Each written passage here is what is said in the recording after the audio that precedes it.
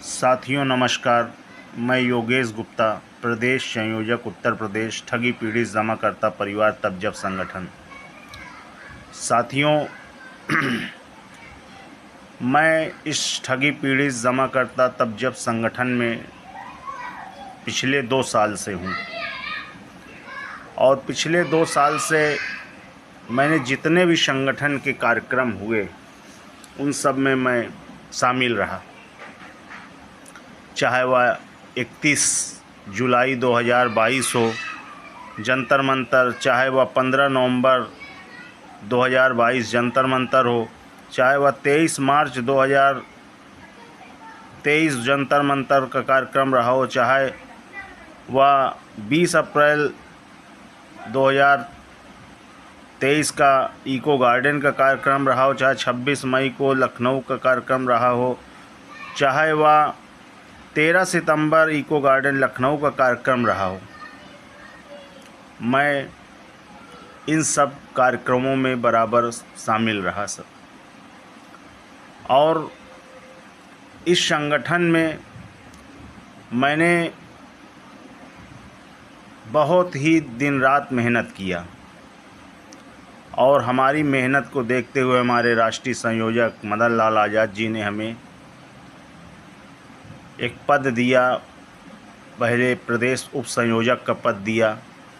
मैं उन दिनों लगभग 50 ग्रुप स्वयं बनाया और मैंने उत्तर प्रदेश के 50 ज़िलों को मैंने खुद बनाकर ग्रुप जागृत किया और लगभग 20 ज़िलों में जाकर कार्यक्रम भी किया गया, चाहे वह ज्ञापन कार्यक्रम रहा हो, चाहे वह ऐसे मीटिंग रहा हो, जो भी रहा संगठन के पदाधिकारियों के साथ जाकर हमने किया। और इसी सब को देखते हुए हमारे राष्ट्रीय संयोजक मदन लाल आज़ाद जी ने हमें प्रदेश संयोजक बना दिया।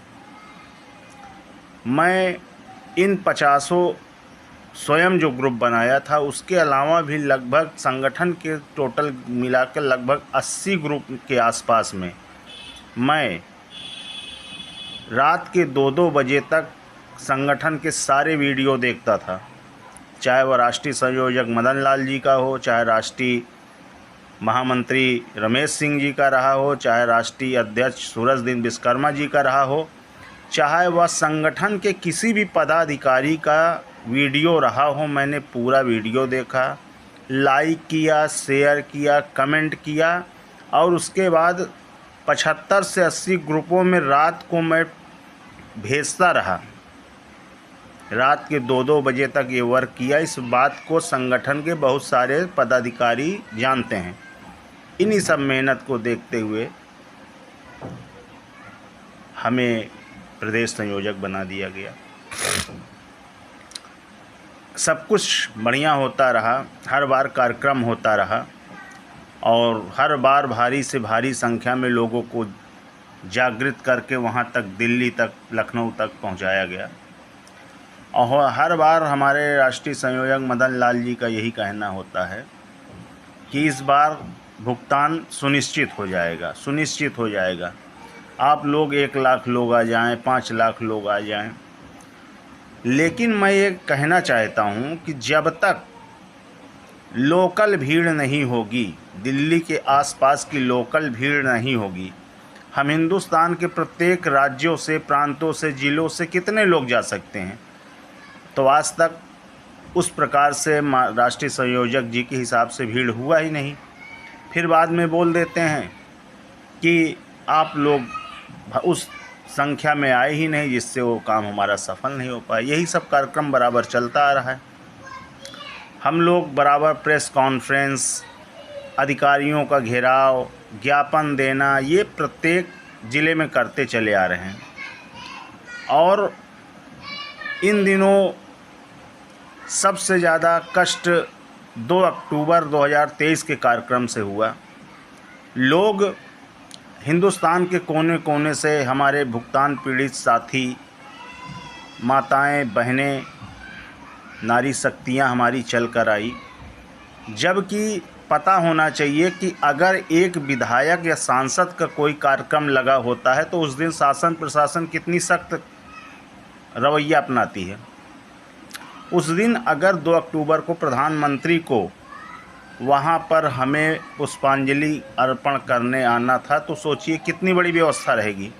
उसके बावजूद भी बिना जाने बूझे या कैसे किसकी राय मत से डेट निर्धारित कर दिया जाता है। हिंदुस्तान के कोने कोने से हमारे भुगतान पीड़ित साथी पदाधिकारी माताएं बहनें आती हैं और पुलिस के द्वारा बसों में भर भर के 8-8 10-10 किलोमीटर दूर छोड़ाया जाता है।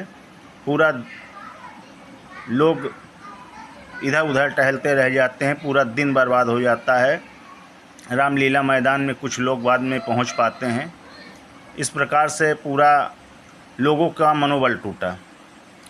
उसके बाद जो कुछ भी ये तो हुआ, उसके बाद इन दिनों जो संगठन में 1 महीने से उथल पुथल मची है। जब से रमेश सिंह रिजाइन दे दिए हैं, त्यागपत्र दे दिए हैं, तब से मदन लाल सर जितने भी वीडियो बना रहे हैं उसमें बस व्यक्ति विशेष की बुराई, किसी न किसी व्यक्ति की बुराई, ख़ास तौर से टपका ठगी, टपका संगठन और ठग मंडली तो क्या ये सब नामों से संबोधित किया जा रहा है। जानबूझकर बार बार कहते हैं ना कि गंदगी में पत्थर मारा जा रहा है। मेरा कहने का मतलब, आप एक ऐसे पद पर बैठे हैं, राष्ट्रीय संयोजक हैं, आप अपनी गरिमा को बनाए रखना चाहिए, लेकिन आप नहीं। आप बस आपसे किस वजह से, किस कारण से आपसे लोग आज नाराज़ होकर चले जा रहे हैं, आप अपनी कमियों को नहीं देख रहे हैं और वो व्यक्ति चला जा रहा है। तो आज कल तक वो आपका बहुत बड़ा हितैषी था और आज जाते ही वो आपका बहुत बड़ा दुश्मन हो गया। उसमें हज़ारों कमियां और ठग मंडली हो गया, बेईमान हो गया, चोर हो गया, सब कुछ हो गया।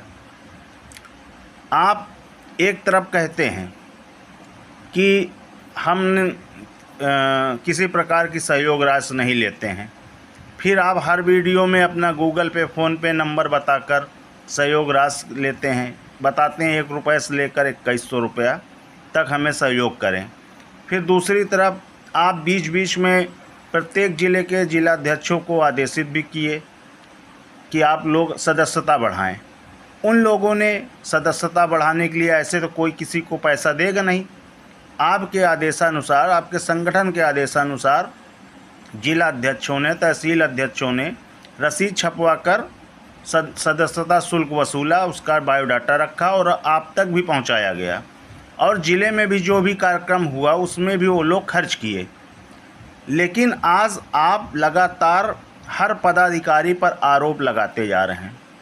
कोई पदाधिकारी आपसे अगर सवाल कर लेता है कुछ भी, तो आप उस पर उखड़ पड़ते हैं, ऊट पटांग बातें करते हैं, उसको आप गालियों से, गंदी गंदी बातों से संबोधित करते हैं। जबकि आपने ठगी पीड़ित जमाकर्ता परिवार तब जब संगठन बनाया है।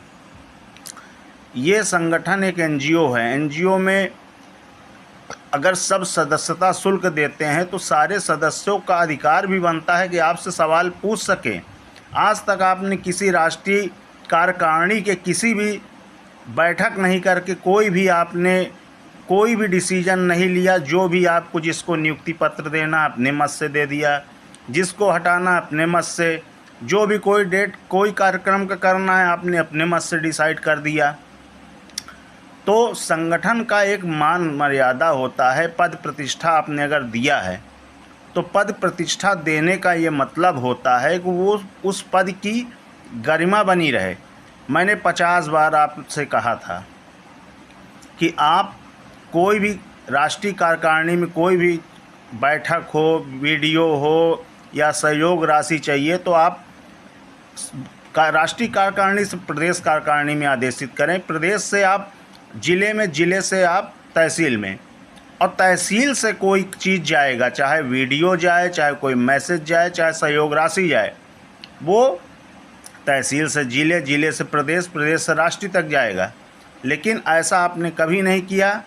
और आज बीच बीच में आप ये भी कहते हैं कि हमें सहयोग राशि नहीं चाहिए, फिर आप सदस्यता शुल्क बढ़ाने की, सदस्यता अभियान बढ़ाने की बात करने लगते हैं।